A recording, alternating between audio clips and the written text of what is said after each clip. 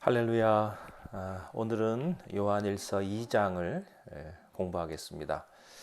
요한일서 2장 1절부터 6절까지의 말씀입니다. 나의 자녀들아, 내가 이것을 너희에게 쓰면 너희로 죄를 범하지 않게 하려 함이라. 만일 누가 죄를 범하여도 아버지 앞에서 우리에게 대언자가 있으니 곧 의로우신 예수 그리스도시라. 그는 우리 죄를 위한 화목제물이니 우리만 위할 뿐 아니요 온 세상의 죄를 위하심이라.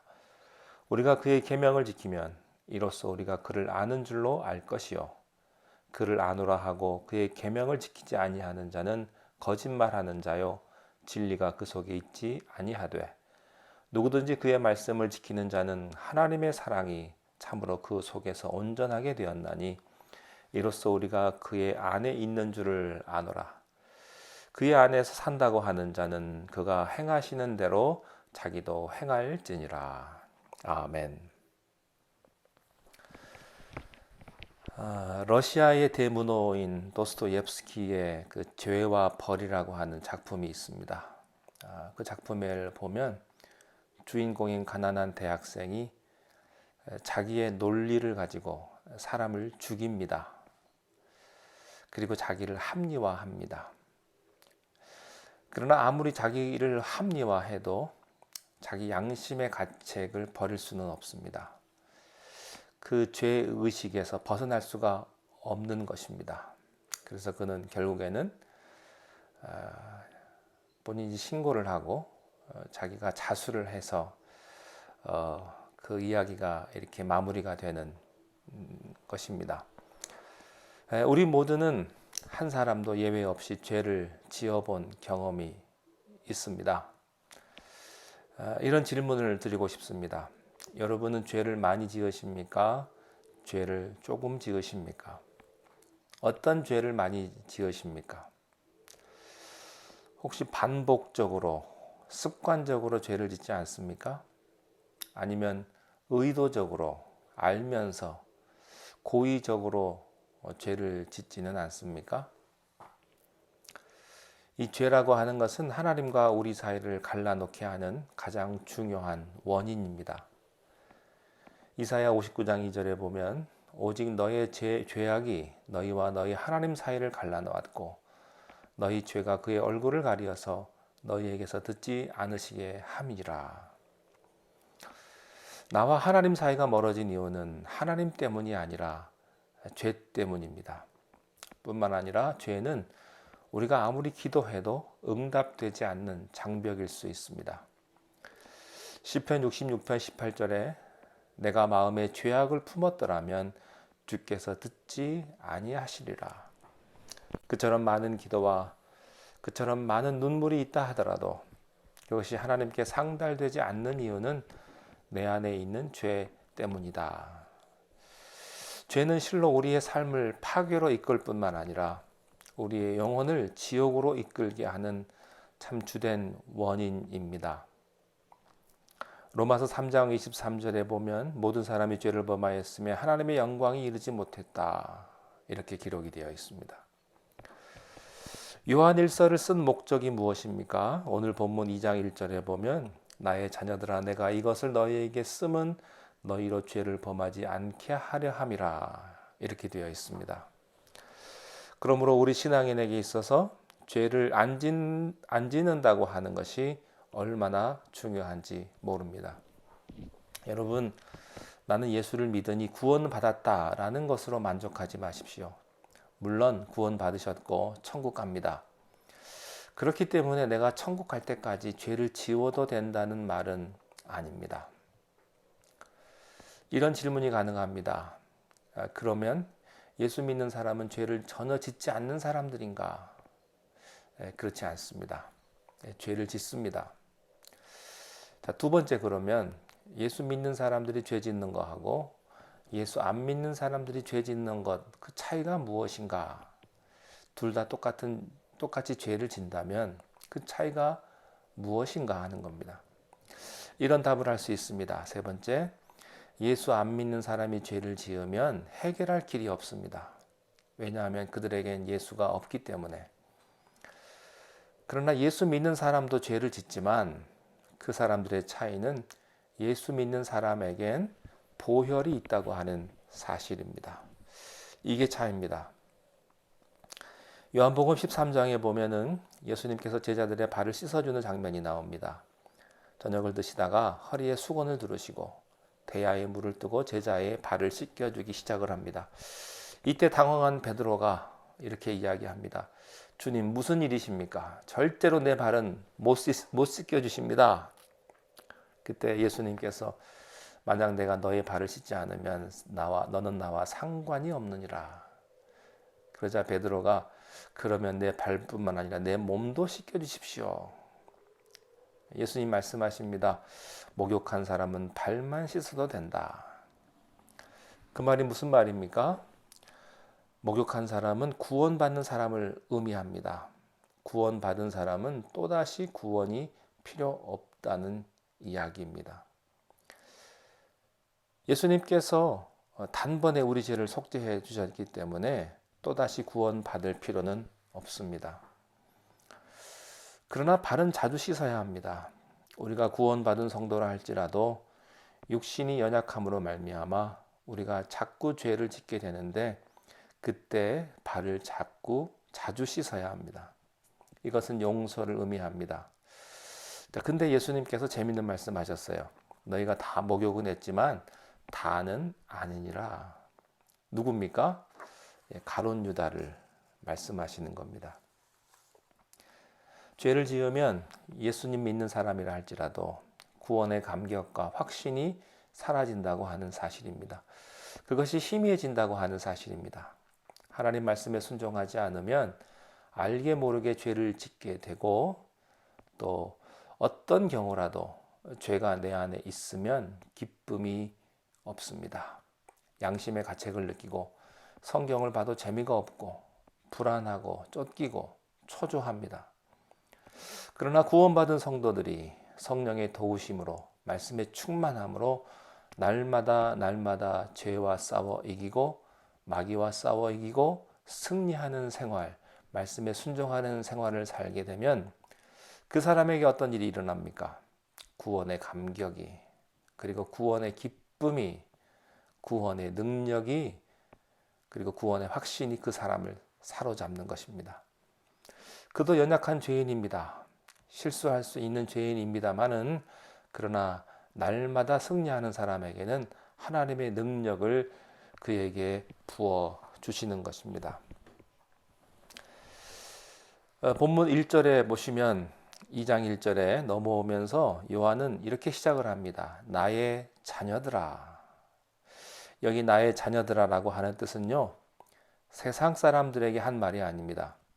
예수님 믿고 있는 우리들에게 한 말씀입니다. 예수를 믿는 우리라 할지라도 때로는 넘어지는 것을 이 요한은 보았기 때문에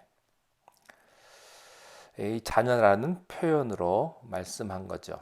예수를 믿으면서도 계속적으로 죄를 짓고 있는 사람, 예수를 믿으면서도 연약해서 늘 사탄에게 죄를 짓는, 사탄에게 지는 사람에게 이 말을 한 것입니다. 나의 자녀들아, 내가 이것을 너희에게 쓰면 너희로 죄를 범하지 않게 하려 함이라. 요한은 그러면 어떻게 죄와 싸워 이길 수 있는가를 세 가지로 설명을 합니다. 첫 번째는 1절 하반절입니다.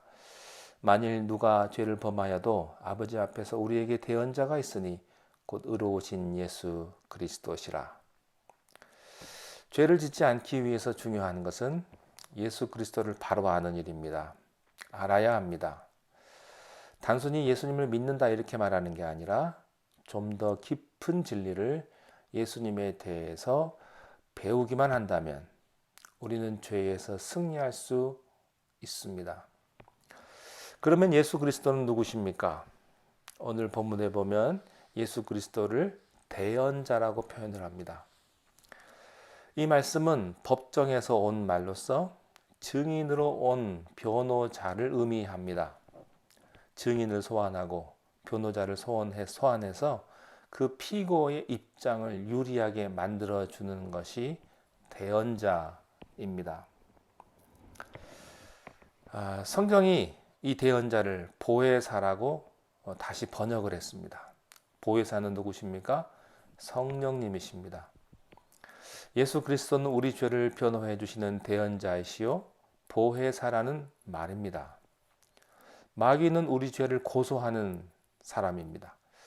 그래서 고발을 많이 한 사람은요, 굉장히 마귀적입니다. 왜냐하면 마귀의 속성이 고소하는 것이거든요. 고발하고 비판하고 따지는 것은요, 마귀의 속성입니다. 예수님은 대언자이십니다. 그 사람의 죄를 막아주는 사람이고 그 사람의 허물을 감추어주는 것이고 그 사람의 입장에 서주는 사람입니다. 하나님, 이 사람은 죄인이지만 그러나 내 피로 깨끗해진 사람입니다. 이 사람은 용서받아야 될 사람입니다. 이렇게 하나님 앞에서 내 죄를 어떻게 하는 것입니까? 대언해 주는 사람. 대언자 예수 그리스도를 깨달을 때 우리는 자유할 수 있습니다. 두 번째 예수님은 어떤 분입니까? 마지막에 보시면 곧 의로우신 예수 그리스도라.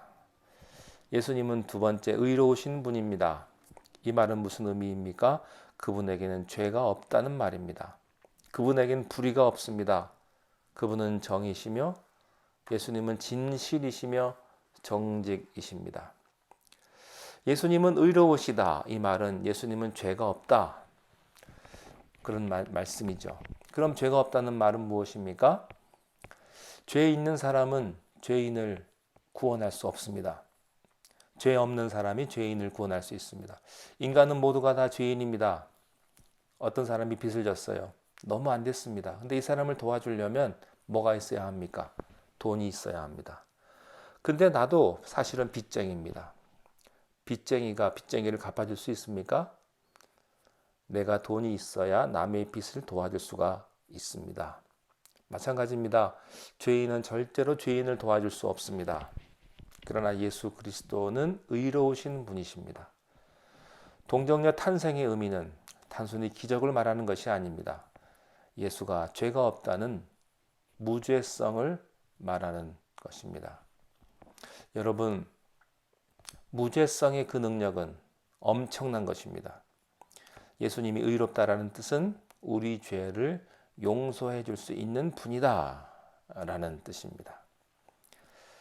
자, 세 번째, 예수님은 어떤 분이신가? 2절에 보시면 그는 우리 죄를 위한 화목제물이니 우리만 위할 뿐 아니요 온 세상의 죄를 위하심이라. 화목제물이십니다. 실제로 예수님은 십자가에 피 흘려 돌아가셨습니다. 예수님은 실로 제물로 바쳐진 분입니다. 이것이 화목제물입니다. 화해시키기 위한 제물로 사용된 것입니다. 속전을 치른 것이며 대가를 치른 것입니다. 누구를 위해서요? 나를 위해서. 예수님이 우리의 죄를 위해서 십자가에 달려 돌아가셨습니다. 혹시 죄의식 때문에 고민하시는 분 계십니까? 예수 믿고 제일 불쌍한 사람은요, 예수 믿고도 죄의식에서 고민하는 사람입니다. 죄 문제를 해결하지 못한 사람은요, 그 사람은 예수 안 믿는 사람입니다. 왜 그렇습니까? 그분은 의로우시고 대언자이시고 화목제물로 오신 분이라는 것을, 그 사실을 모르기 때문입니다. 그러므로 예수님을 믿으면 마음의 평화와 기쁨이 있다는 말은 바로 그것입니다. 죄가 사라지면 평화가 오고, 죄가 사라지면 기쁨이 오고, 죄가 사라지면 감격이 있습니다. 두 번째, 크리스찬이 죄짓지 않기 위해서 성경이 해답을 주십니다. 3절입니다. 우리가 그의 계명을 지키면 이로써 우리가 그를 아는 줄로 알 것이요.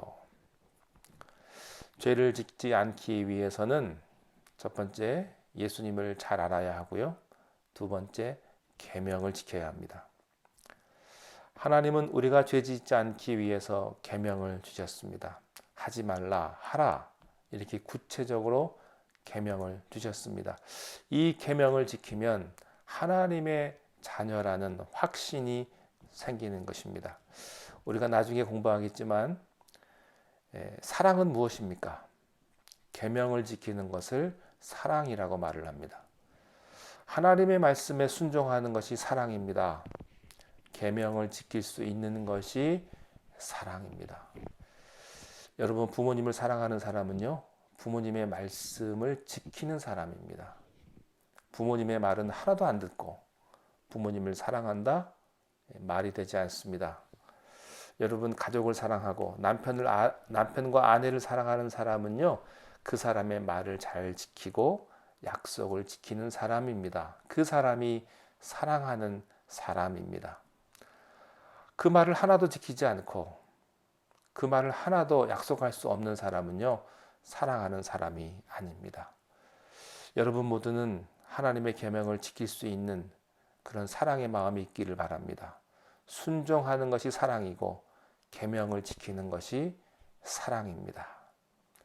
이 은혜와 이 사랑이 여러분 모두에게 함께 하시기를 바랍니다. 기도하겠습니다. 하나님 아버지, 우리가 세상에서 죄를 지을 수밖에 없는 연약한 존재이지만 우리가 보혈의 공로 의지하며 다시 한번 회개케 하시는 하나님의 은혜를 찬양합니다. 말씀 가운데 거하게 하시고 그 말씀에 순종하며 계명을 지키는 하나님을 사랑하는 사람들이 다 되게 하여 주옵소서. 예수님 이름으로 기도하옵나이다. 아멘.